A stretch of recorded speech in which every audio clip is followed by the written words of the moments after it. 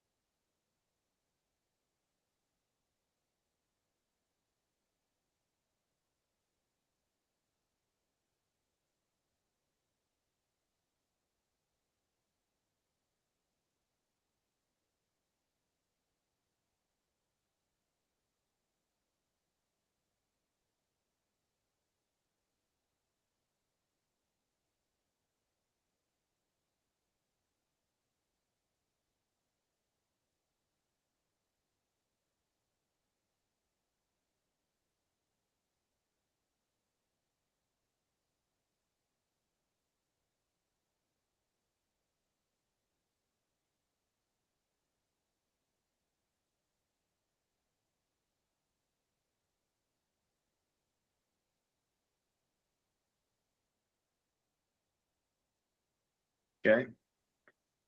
I'm ready to rock and roll whenever you are, Dan. Okay, great. Okay, I'm excited to spend some time with Timothy and Jason discussing commission processing and how to set up a system that can be successful and be a win for you and for your employees and for the customer as well. And so I'll do a quick intro. My name is Dan James. I'm with Wing Toolbox. I founded and sold the company a few years ago, and so I have a lot of experience in the home service world. And I was lucky enough to be working with Jason and Timothy through the majority of that time. I think Timothy was there about 10 plus years, and Jason about 14 years before they both left. And so we got a lot of experience in the trenches with each other, helping improve systems and processes and dial things in. So today I'm going to be more of the host, and Timothy's going to be kind of our main guest, and then we might have Jason chip in a little bit as well. So Timothy, do you want to give us a quick intro? Yeah. So, Dan already talked about how we worked at the same company that he had founded. We did plumbing, heating and air, electrical, underground, and drains. Grew that from, I started when it was a $2 million company. We grew it all the way up to $30 million company before we had sold it to private equity. And I can say that I don't know how many times we changed compensation plans. Probably 20 or 30 different times would be my guess. And I'll say that what I'm going to be going over today is kind of what we found to be the best process after we had kind of got our processes together when we had switched over to ServiceTitan. And so this is going to be more like setting up, I would say, like what I would consider to be like best practices, but it won't work for everybody. So if you're, only got a couple technicians, or if you're the one selling and doing all the work and you're the owner, obviously this won't exactly work for you, but this is going to be, I would say, what you, in my opinion, should work towards. And we'll kind of go through where maybe along the path we made mistakes and how some of these things helped us improve. Yeah, I'll just throw in there that, part of the reason we played with a lot of compensation plans was because we started off as just doing electrical only, and then we added HVAC and plumbing, and then we started getting heavy into drain cleaning. And so it's really hard to have a compensation plan work the same for all four of those, just on the sales and service side, those 4 different business units. But then on the install side, it's completely different as well. And so and I really think it's important to have a compensation plan that is, really targeted at that specific, group of employees, and that way you can, dial it in, not to do too many, workarounds to be able to accommodate everybody. Jason, I'll give you a quick intro as well. Jason, one of the things he headed for us towards the end of our time at Black Diamond was a HVAC install task pay or piece rate, whatever you want to call it. Him and Timothy worked really closely to create a system that worked really well, and it really helped us change the mindset of our installers from being, hourly and just looking forward to overtime to learning how to be more efficient. So they made more money and we made more money, and the customers were happy because they were playing at a higher level. So Jason, anything you want to add into that before Timothy jumps in? Oh, for sure. Yeah, just pretty quickly, I would say we grew faster when we aligned our compensation, where the technician or the employee wanted the same thing that the business wanted. And so we both won. And so we found that, the behavior that you were trying to get out of the employee, if we incentivize for it, it does, shockingly improve. And so we would dial that in over time. One of the tent poles of what we believed in was transparency as well. I'm sure Timothy's going to mention that, but we tried to, as time went on and we continued to change our compensation plans, we got more and more and more transparent and more easy to understand for the technician, because we found too complex is bad, hidden numbers and calculations is bad. When you're not going to keep an employee if they don't trust you. And so we would open our books and show them the figures, and they would know how things were calculated. And so those are some improvements we made as well. So just a really quick introduction for me. Started as an electrician in that business, running service calls, and Dan mentioned got into the management side. So my experience is mostly around technician management, project management. And so I was heavily into if we needed to change something in the business, like a compensation plan, roll that out, try it out, get people on board, because no one likes change. We would call it the next evolution or an improvement to the business. And we would always try to find ways to make sure that the technician was going to make more if they performed how we needed them to, and we knew they were capable of.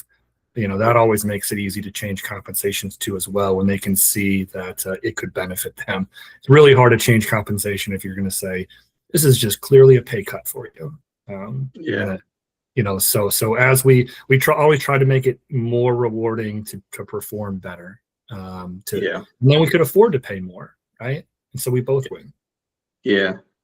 The only thing I'll add before I jump into the presentation is, we hired a coach, and I remember him specifically saying, never say change, always say improve. So we're making improvements. So I remember that now it's stuck in my head. Anytime I think change, I say improvement. So I think that's a key. But then also I was just going to say that,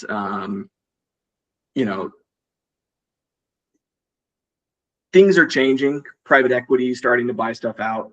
And so right now our competition is at its, I would say, the highest when it comes to people are paying way more than what they used to. And so either you find people are extremely loyal, which is good. It's just harder to, I think, discipline and hold people accountable when all you're going off of is their commitment to the company, and your commitment to them.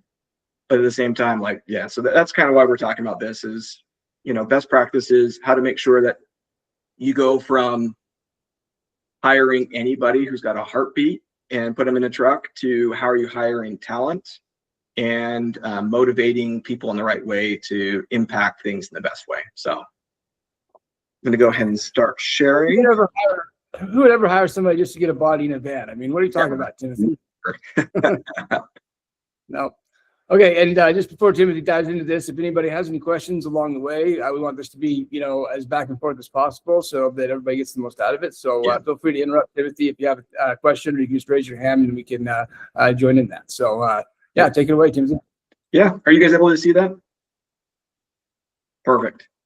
Okay, and again, interrupt me, send stuff into the chat if you need to. Let's make this as interactive as we possibly can.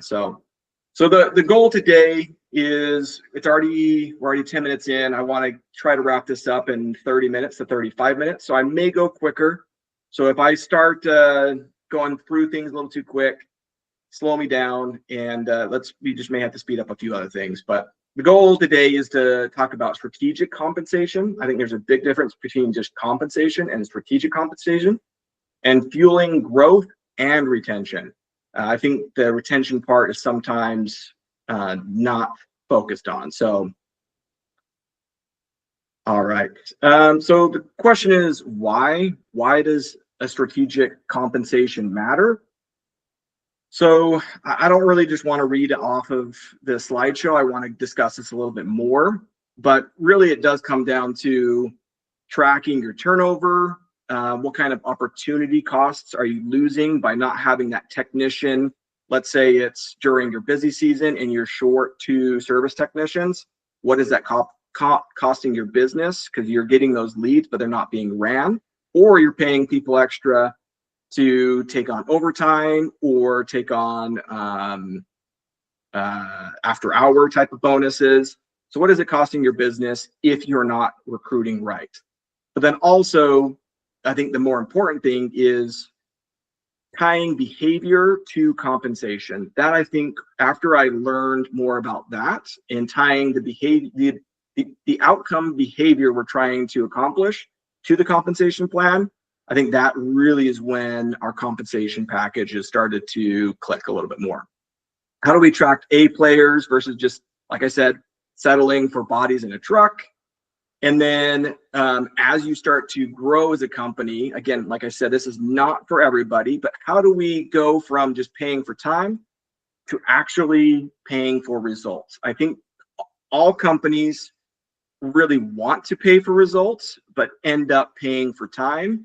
And they get a bunch of employees who are just looking at them as a paycheck versus, we'll go over it, it's the win-win-win, making sure that we have a triple win. So there you go, the win-win-win. So this became kind of not a core behavior or a core value of the company that I work for, but it definitely underlined in almost all of our training and a lot of our conversations as leaders is how do we A, get the customer to win, B, get the technician to win, and C, get the company to win. So as we designed our compensation packages, this was always in the back of our mind. There was, like I said, we went through a lot of iterations, and there were plenty of times where I felt like it was just the technician winning. And I felt like sometimes it was just the customer winning. And sometimes, well, rarely I found it where just the company was winning. It always felt like we were never winning. But the goal is to tie a triple win. Because if you just have the technician winning, sometimes you're going to get upset customers. Sometimes they can leverage their compensation plan to take advantage of customers, or they aren't willing to clean up messes that they make because they're on straight commission and they don't get paid anything if they don't have to worry about that. So we'll go into that a little bit more. Also, I do want to talk about, this is, again, like I said, this is what I found to be best practices, is segmenting your compensation plans, like Dan had said. We had a maintenance department, we had service department, sales, and then we also had install department. And we had different compensations because the behaviors that we wanted to accomplish for each of these business units or departments was different. For example, our maintenance department, their overall, what we classified as success for our maintenance tech was whether or not they were producing lead generation, meaning they were finding issues that they couldn't solve, and they were passing it up the channel to either a service technician or a sales technician. And also selling memberships. A big part of the business was, I called it corralling the customer. I know that probably sounds bad, but it's how do we maximize our marketing dollar? And we found that retention with the customer was by far the best ROI we could have. And memberships were one of the best tools for retention on customers. So those were two of the big things. The other thing that we had for them was overall customer satisfaction. So we budgeted our maintenance technicians more time than any other department to be at the call outside of our installers, because we wanted them to be the technician who produced that the rapport with the customer. They got to know them. They got to know a little bit more about their personal lives.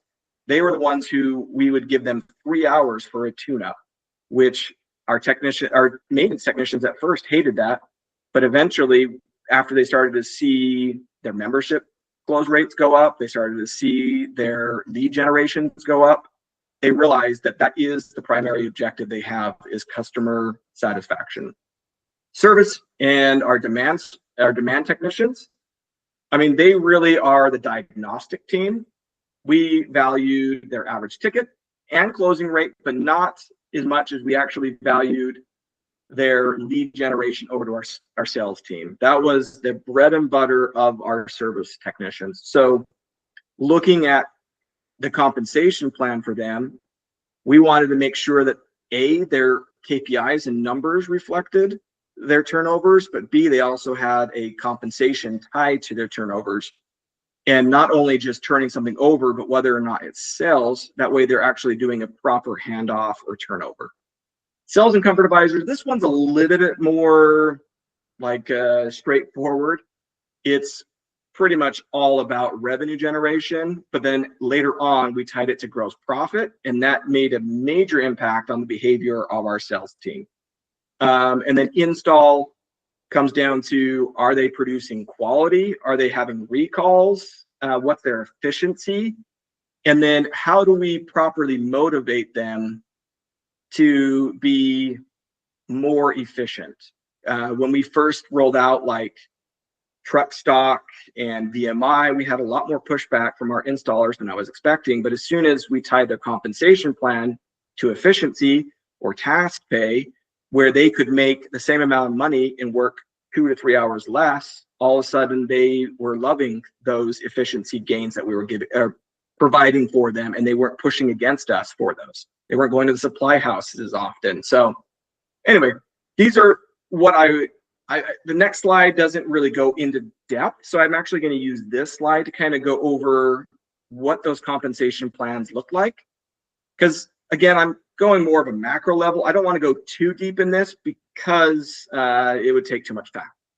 But maintenance plans, sometimes we actually were working, before I left, we were working on it was like a growth pattern within our maintenance techs. So we had like M1 all the way up to M3s, meaning like person who just barely started, finished up some training, all the way to somebody who their membership retention was their close rate on memberships. Like in order to become an M4, they had to sell, I believe it was 25% memberships. They had to have a certain amount of reviews. They had to have different metrics. And so we had some, this went in through all of these, but we had a cool thing that I liked, which was bonus plans or bonuses through darts.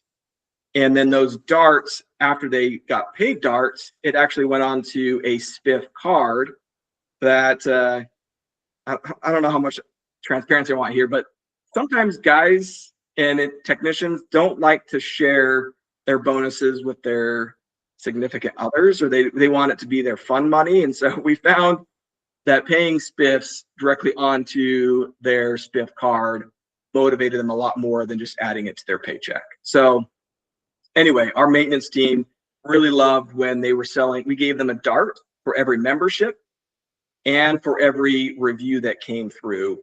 And then also we had a scorecard that if they were in the green on that scorecard, which for them, it came down to revenue, turnovers, I believe close rate was on there.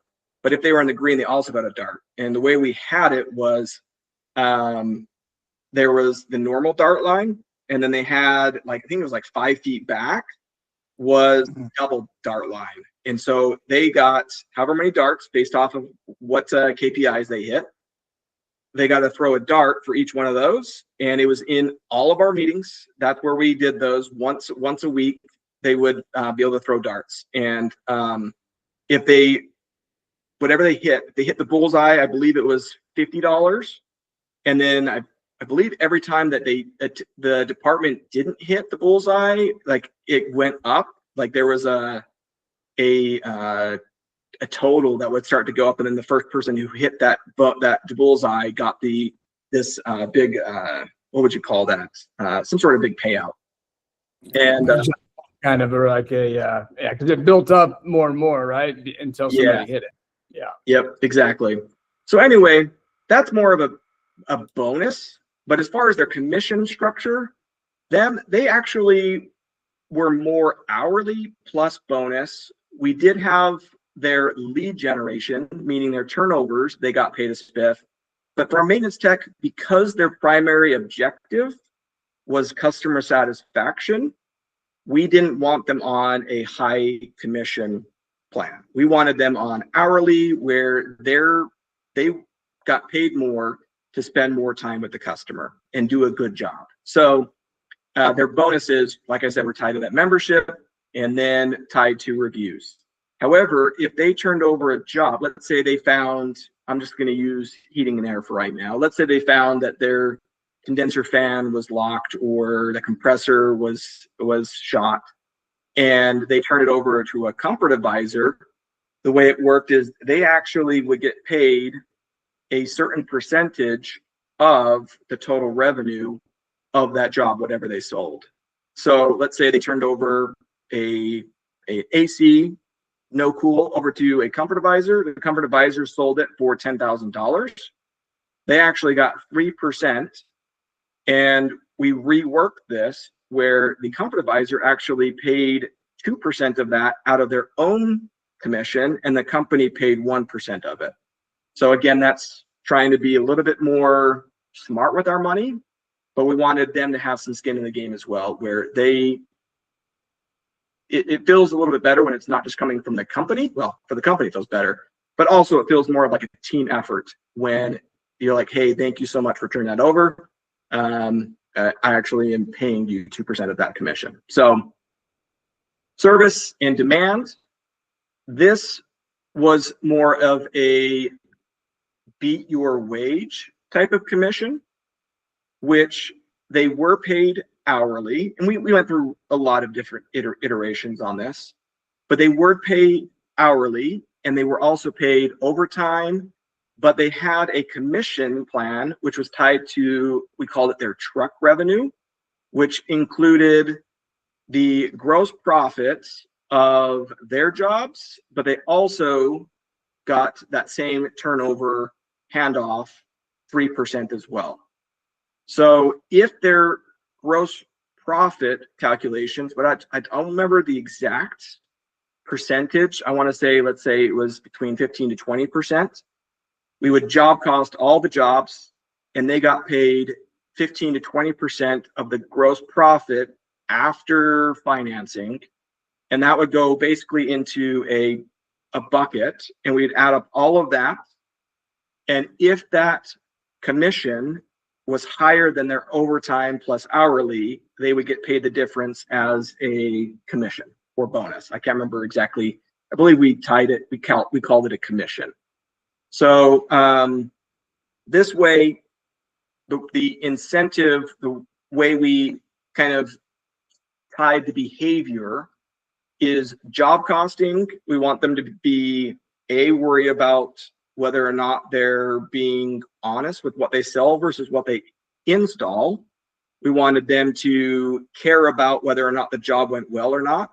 We wanted them to care about the profitability of what the company, because for them, I heard it, I don't know how many times you guys heard it, Jason or Dan, but hey, I just sold that $3,000 water heater.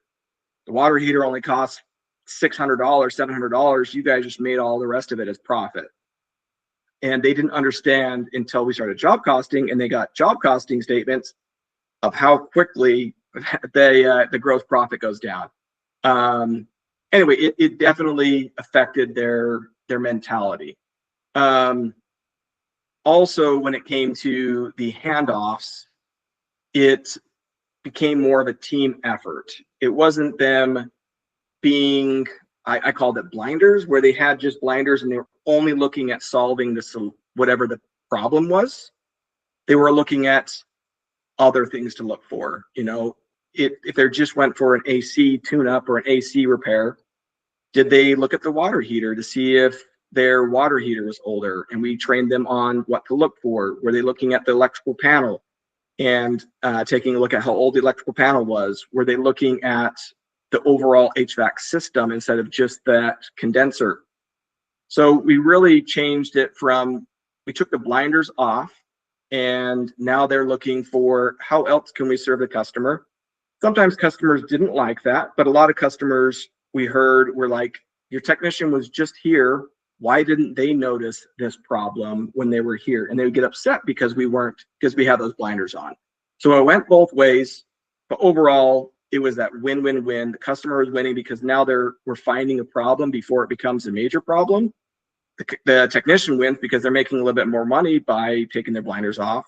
And then the company's winning because they're adding more revenue, and we didn't have to spend more marketing dollars or send a technician out there a second time to find that particular problem. So it saved us a bunch of money.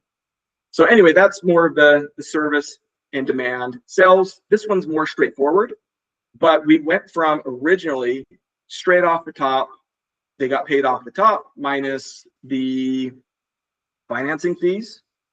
And it was based off of what they sold it for versus like what kind of discounts they gave. And that's pretty much all that came to them. We switched it to a gross profit model, and it was incredible. All of a sudden, when I started job costing jobs, and I would find that particular, I'm going to stick with HVAC, but that particular salesperson or comfort advisor sold a single stage furnace. And after job costing, I find that we installed a 2-stage or a variable speed, and they won because if we weren't job costing it, they would have got paid the same commission regardless. But now the company's winning because now we're catching that and starting to tie what they're selling to what we're installing. But it can quickly identify problems if you go to gross profit and if they're tied to the gross profit, because now all of a sudden, instead of just selling that single stage and giving away a 2-stage, now that 2-stage costs them more and they're incentivized to sell exactly what we're installing. So yeah, let me just jump in there for a sec on that, Timothy, because that was huge. You know, we went for a couple of years where we were paying commission off of the top, meaning, you know, the revenue, you know, the price of the job, and not factoring in gross margins.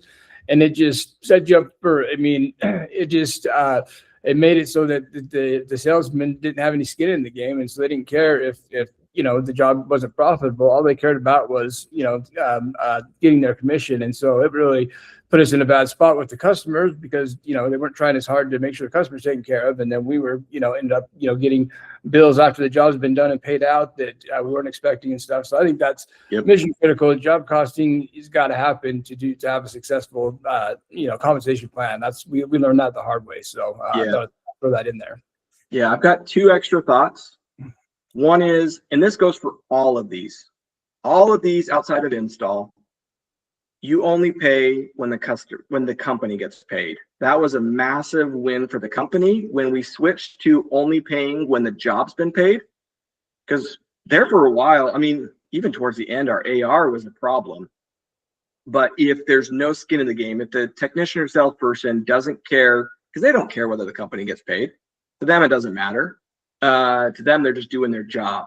And if they don't collect, now it's on your accounting department to figure it out. That's no longer my problem. But as soon as we tied it to, hey, you don't get paid until we get paid, all of a sudden now they cared about their AR, and I would get consistent calls on the accounting side saying, hey, I'm about to go collect this one, or hey, did that one get paid yet? I'm hoping that I can get that commission. Now they got some more skin in the game. Trying to think there was a second thing I was thinking about. I'll get to that. There was something that you said, Dan, that kind of triggered something in my brain. But. Right, related to gross margin and getting taken advantage of by guys selling and dumping, or whatever you want to call it. Yeah. Oh, that's what it was. I was just going to say, if you notice, all these people are involved with one another. You don't want a compensation plan where these people aren't reliant on any other department. If you want a good team atmosphere in your company, they have to rely on each other. They have to somewhat hold each other accountable.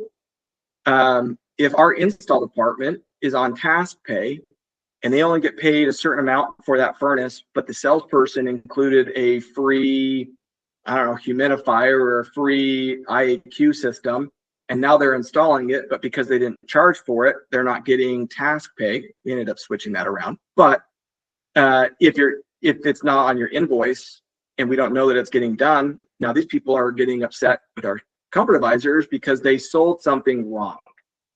But then also your sales team, if you tie it to gross profit and your installers mess something up or take too long, they have skin in the game and they're holding your installers accountable. So it can cause issues. I'm going to be transparent. There can become where there's bickering or there's people upset with, hey, I don't want to work with so-and-so, or I don't want that person to install my jobs. But overall, I would say the net benefit of teams being reliant on each other, holding each other accountable, it scaled the business. So that was the other thing I was thinking about, Dan. Going into the install side, this one, it's a little bit harder, I would say, to set up. The other ones are a little bit more straightforward because it's easy to track.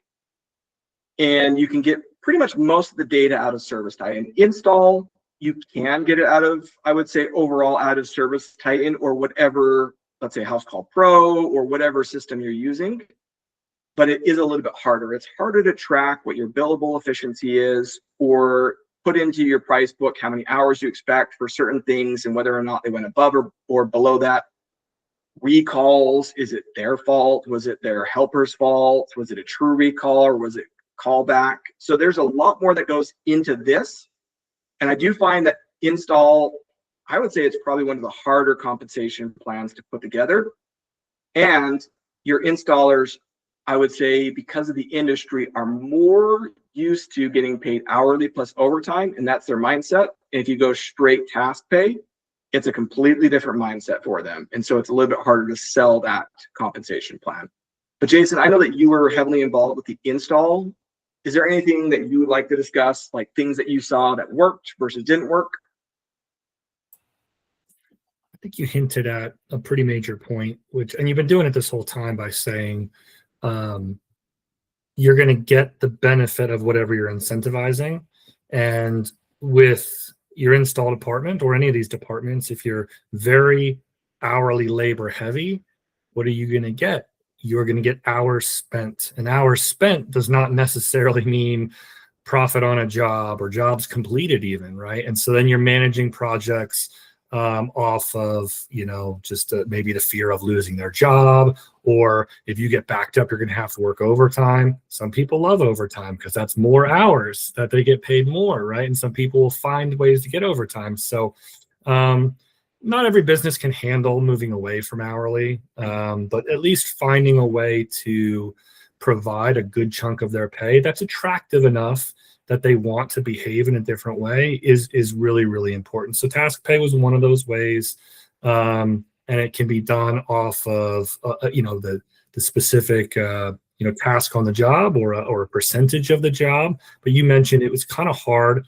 with install to design something well because, like, let's say profitability, maybe the installer does not have control over the price of the job, but they could be rewarded for getting projects done on time, not having problems, collecting on their jobs, getting reviews, training, the helper that's working with them. You can find ways to reward these valuable team members that actually, do the dirty work of getting everything done that's been promised. And we want them to feel like they're part of that healthy machine. And so, I would just encourage you, if you have a business that looks anything like this, where there's a service or sales or install component, to definitely look into, don't neglect the install department, right? Definitely look into what behavior do I want, or what problem do I have in the business? And can I afford to spend some money here to get the right behavior from the team? Because just spending time, it does work, in a vacuum, I guess, or with unique individuals, just to say you'll work as hard as possible and get the jobs done as quality and quick as possible just on an hourly rate. We found that to be fairly rare. Some sort of other motivation was required. And so, definitely let's think about finding a way to reward them for their efficiency or projects done on time. And it doesn't always have to be money, but that's a huge motivating factor. Yeah. Okay. Thank you.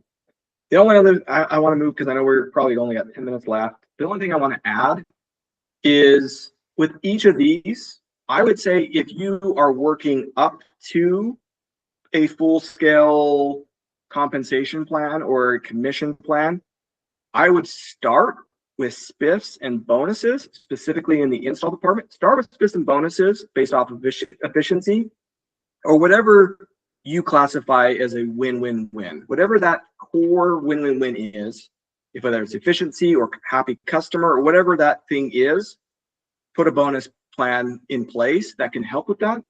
And just make sure that whatever that bonus plan is makes sense where it's not going to reduce your profitability too much. So, all right, I'm going to move on because we are losing track of time, but I did want to talk about protecting the bottom line.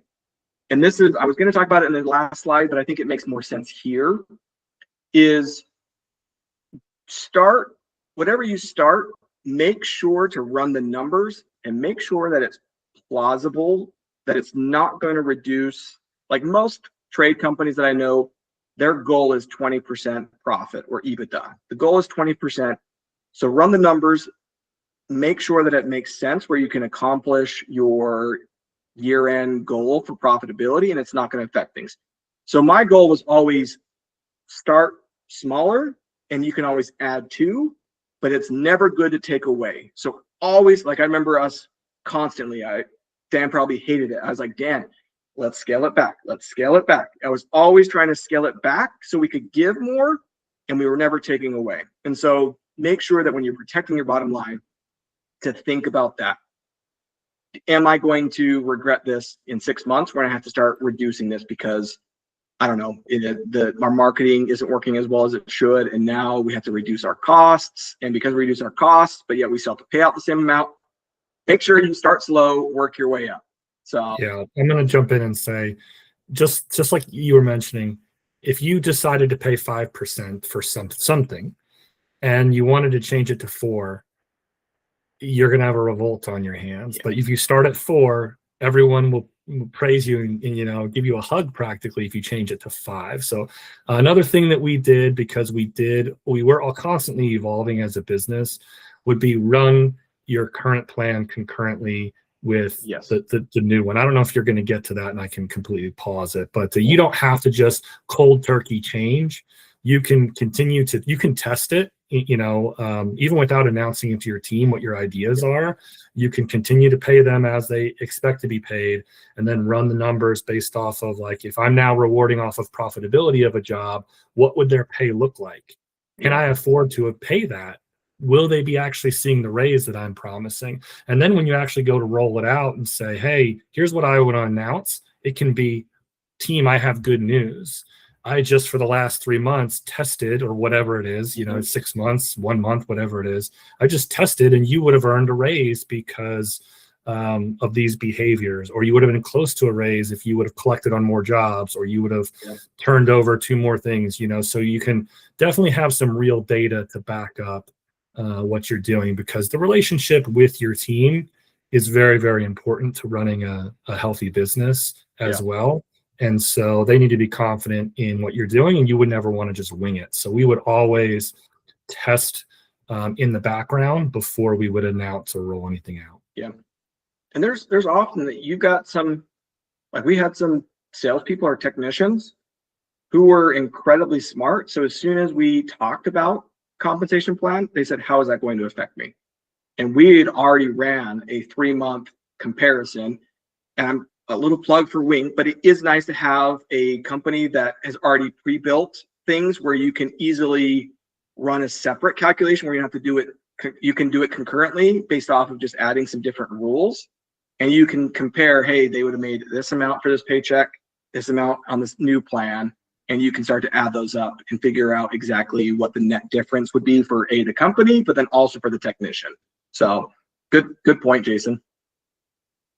I won't go into too much of the nitty-gritty on this just because we're trying to save time. But efficiency, we want to reward high performers.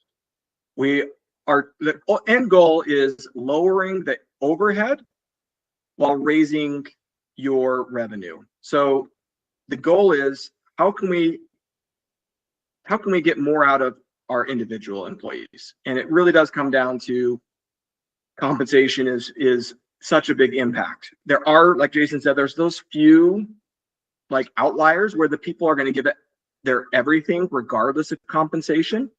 And those people end up generally being management, and they're not revenue producers. So make sure that with your revenue producers that you find a way to incentivize them in a way where they're producing the most revenue and or profitability per hour or per truck. And that's really how you can get to that protecting your bottom line. Because I scared to say this, but we ran the numbers, and our average cost per dispatch job was $420 or something like that. So just to get the technician out to a call cost us 400 and something bucks. And I'm guessing that as more private equity is rolling into the business, as marketing is becoming more expensive, inflation, like that was probably a year ago that I would have that number. I can't imagine where it's at now. So you gotta, like, there's just no way around it. You've got to get more revenue per call, per truck.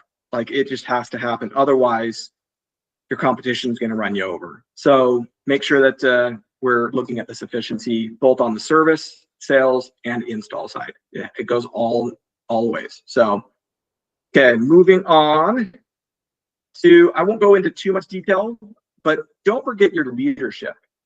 And I've seen so often where managers are on salary plus maybe a small bonus, but I mean, they're the coaches driving the technicians, producing a lot of results. We don't recognize the impact a good manager who also is a coach, who is a trainer, what they're doing to your bottom line. So don't forget your management team. Don't forget your leadership team. Make sure that you come up with something that is a win-win-win. We generally tied it to the profitability of their department. Sometimes it was just straight revenue, which we found to not be good because it was hard to get them in line when our technicians were based off of job costing or profitability, but our management wasn't. It just didn't align. They weren't caring about what was going on the inventory side. They weren't caring about what the technicians, all they cared about was sales. So make sure that you tie it to the profitability. I would actually make profitability a little bit less impactful, but their end goal, whatever their objective is, if it's a sales manager, their goal is to obtain as much sales as possible. If it's a department manager or install coordinator, their job is efficiency and profitability. So tie it to whatever their job title is. The last thing, and I know that we talked about this, but transparency. I can't stress how important transparency is for the retention of your employees.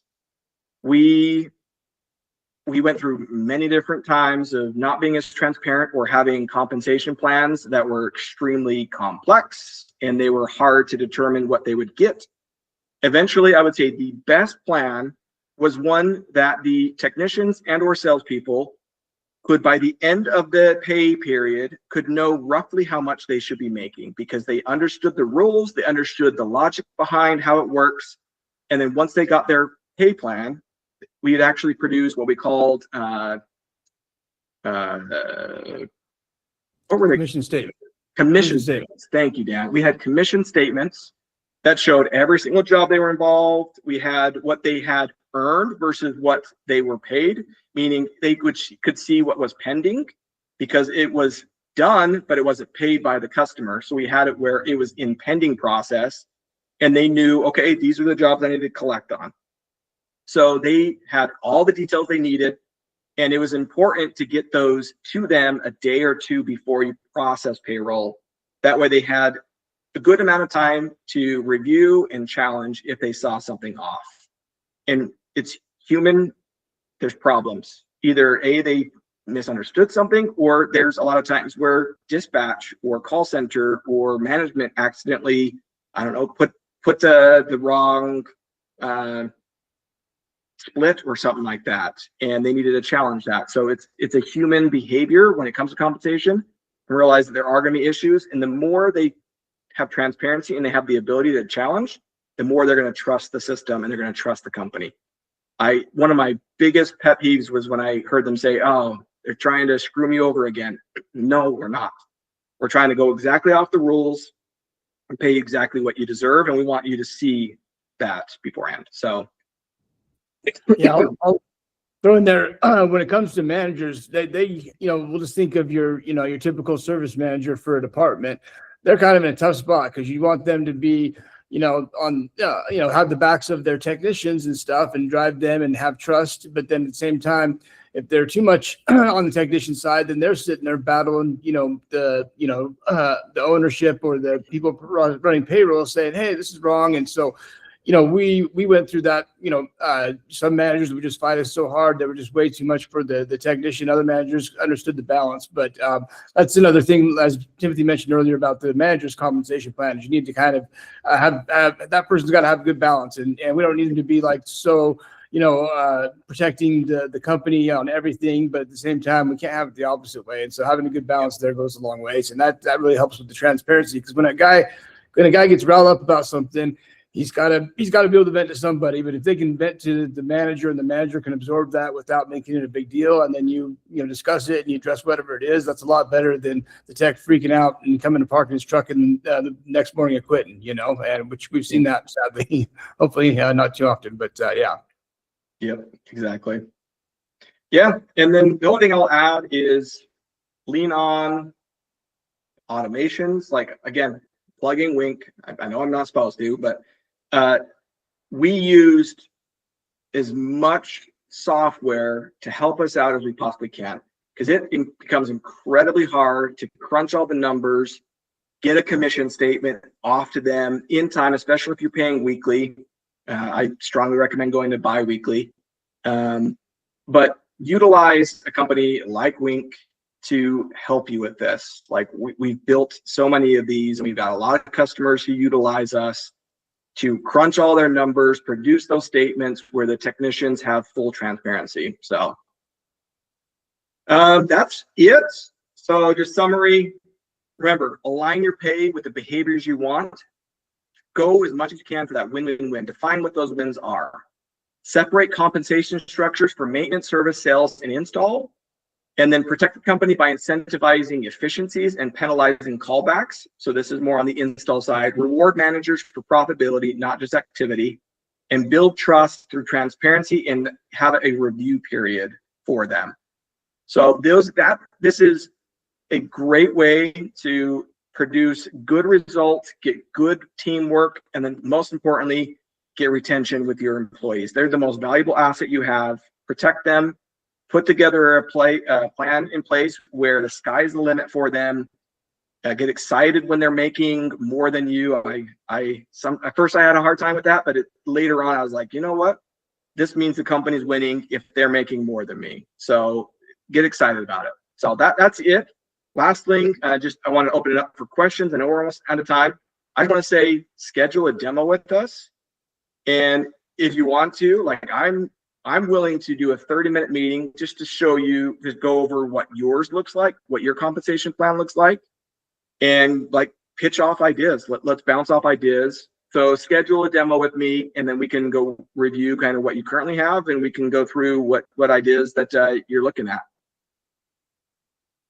Any questions, Joshua, or any thoughts? Nope, that was awesome. Cool. Appreciate it. Okay, awesome. We went about 4 minutes over, so not too bad. I think this is really, really impactful. I'm excited to share this with a lot of people to see that and help contractors do the most of their business and the win-win-win as Timothy mentioned. So if there's not any questions, I think we'll wrap things up and look forward to the next expert hour, probably about 2 weeks. So we'll leave it at that. You got anything else to say, Jason or Timothy, before we wrap it up? Thank you for including me, Timothy. Great job. Okay. Good job, Timothy. Timothy, the commission/compensation master. This guy's got a brain that doesn't work like most people. I've known it for a very long time, and he was awesome to have in my corner over those years. So I'm excited to have him help others. So make it a great day. Thanks, everybody. Yep. Thank you. Have a great week.